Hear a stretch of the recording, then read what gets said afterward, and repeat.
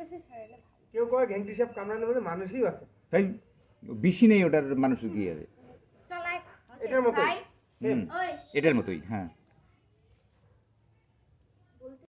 ইয়ার ভিতরে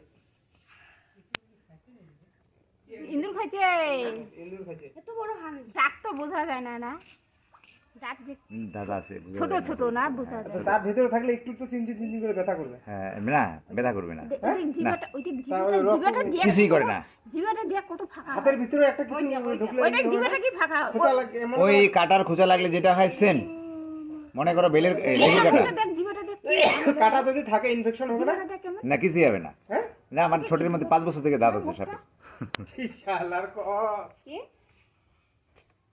চল বাতি জ্বালা লাগবে বাবা ওটা তো দেখা যায় না হামেললে ওটা তো ভিতরে ঢুকে তো ধরলেও তো কিছু হবে না এটা বাইর করে না